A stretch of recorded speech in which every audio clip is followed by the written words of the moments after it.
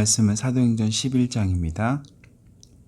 유대에 있는 사도들과 형제들이 이방인들도 하나님의 말씀을 받았다 함을 들었더니 베드로가 예루살렘에 올라갔을 때 할례자들이 비난하여 이르되, 할례자들이라면 할례를 받아야지만 이제 구원을 받는다. 즉 할례 받은 유대인들만이 특별하다. 이렇게 주장했던 사람들인 것 같아요. 할례자들이 비난하여 이르되 내가 무할례자의 집에 들어가 함께 먹었다 하니 베드로가 그들에게 이 일을 차례로 설명하여 이르되 내가 욥바시에서 기도할 때 황홀한 중에 환상을 보니 큰 보자기 같은 그릇이 내 귀에 매어 하늘로부터 내리어 내 앞에까지 드리워지거늘 이것을 주목하여 보니 땅에 4발 가진 것과 들짐승과 기는 것과 공중에 나는 것들이 보이더라. 또 들으니 소리 있어 내게 이르되 베드로야 일어나 잡아먹으라 하거늘 내가 이르되 주님 그럴 수 없나이다. 속되거나 깨끗하지 아니한 것은 결코 내 입에 들어간 일이 없나이다 하니 또 하늘로부터 2번째 소리가 있어 내게 이르되 하나님이 깨끗하게 하신 것을 내가 속되다고 하지 말라 하더라. 이런 일이 3번 있은 후에 모든 것이 다시 하늘로 끌려 올라가더라. 마침 3사람이 내가 유숙한 집 앞에 서 있으니 가이사랴에서 내게로 보낸 사람이라. 성령이 내게 명하사 아무 의심 말고 함께 가라 하심에 이 6 형제도 나와 함께 가서 그 사람의 집에 들어가니 그가 우리에게 말하기를 천사가 내 집에 서서 말하되 내가 사람을 욥바에 보내어 베드로라는 시몬을 청하라. 그가 너와 내 온 집이 구원받을 말씀을 내게 이르리라 함을 보았다 하거늘 내가 말을 시작할 때 성령이 그들에게 임하시기를 처음 우리에게 하신 것과 같이 하는지라. 내가 주의 말씀에 요한은 물로 세례를 베풀었으나 너희는 성령으로 세례를 받으라 하신 것이 생각나노라. 그런즉 하나님이 우리가 주 예수 그리스도를 믿을 때 주신 것과 같은 선물을 그들에게도 주셨으니 내가 누구에게 하나님을 능히 맡겠느냐 하더라. 여기서 보면은 몇 가지를 볼 수가 있는데요.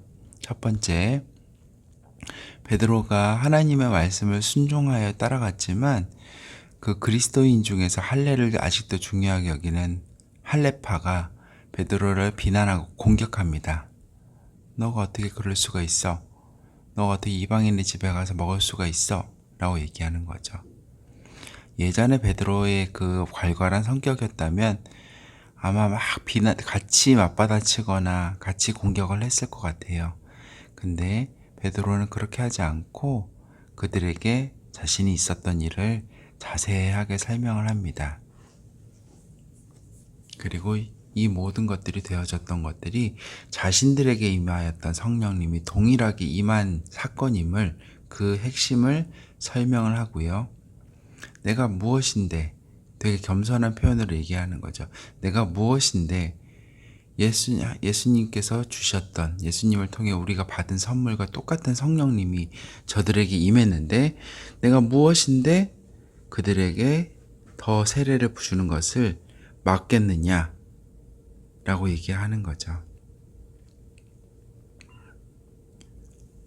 베드로가 성령을 받은 이후에 정말 많이 변해했다는 것을, 그리고 성령이 임하시면 우리의 말과 생각과 행동이, 성격이 바뀐다는 것을 이 본문을 통해서 알 수 있는 것 같아요. 그 전에 베드로는 급했어요. 예수님께서 걸어오시는 것을 보고 나도 걷게 해주세요 했고요. 대제사장의 무리들이 예수님을 잡으러 왔을 때 그 즉시 칼을 빼서 대제사장의 종 말고의 귀를 쳐버릴 정도로 그는 폭급하고 아주 괄괄한 성격의 사람이었어요. 그렇지만 이제 그는 성령을 받은 이후에 완전히 달라졌어요. 이것이 성령님께서 주시는 우리의 유익이고, 우리의 성격이 정말 바뀌지 않았다면 우리 안에 정말 성령님이 계신가 다시 한번 겸손히 돌아보고 우리를 바꿔주시길 성령님께 기도해야 되는 이유이기도 합니다. 그들이 이 말을 듣고 잠잠하여 하나님께 영광을 돌려 이르되, 베드로가 공격하고 맞받아친 것이 아니라 하나님께서 하신 일을 이렇게 조근조근 설명을 하니까 그 할레파 사람들도 납득을 합니다. 그러면 하나님께서 이방인에게도 생명 얻는 회개를 주셨도다 하니라 하면서 말이죠. 그때 스데반의 일로 일어난 환란으로 말미암아 흩어진 자들이 베니게와 구브로와 안디옥까지 이르러, 이 지명들은 지중해를 중심으로 그 주변에 있는 지역들을 얘기하는데요. 바울이 주도했던, 그래서 많은 기독교인들을 박해하고 탄압해서 그들이 지중해 연안에 곳곳으로 흩어졌던 그 사건을 의미하는데요. 그 흩어진 사람들이 여러 지역에 있었고 복음을 전했는데 그 복음을 전한 대상이 유대인에게만이었어요.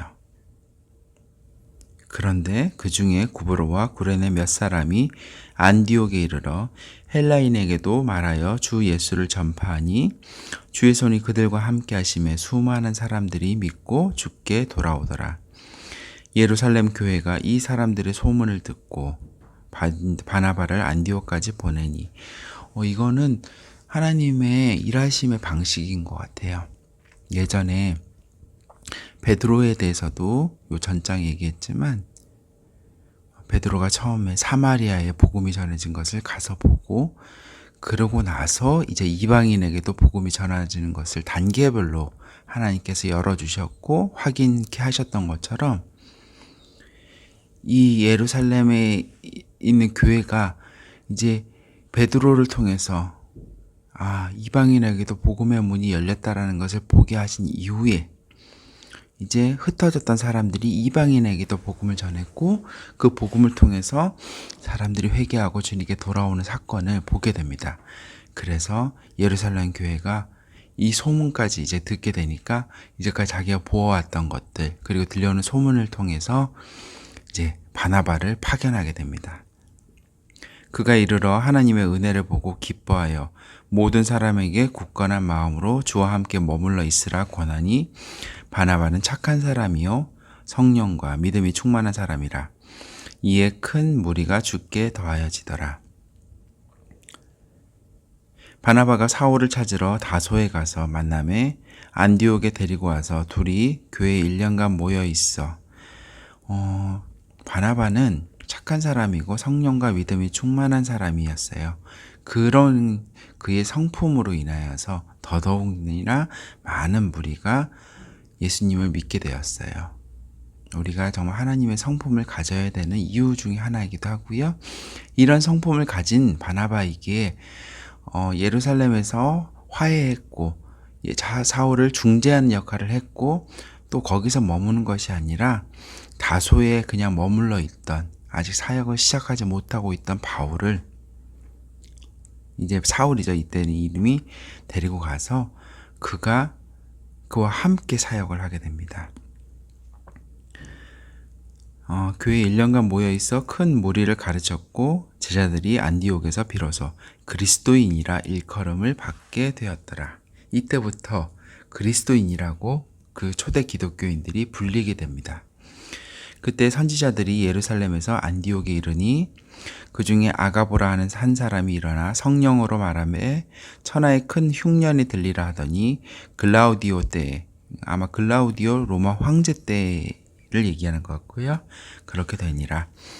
제자들이 각각 그 힘대로 유대에 사는 형제들에게 부조를 보내기로 작정하고 이를 실행하여 바나바와 사울의 손으로 장로들에게 보내니라.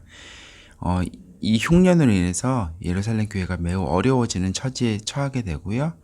그래서 이 이방 땅에 있던 그리스도인들이 돈을 모아서 유대에서 지내고 있는 그들의 형제들에게 돈을 보내기로 합니다. 아멘. 오늘은 여기까지 하겠습니다.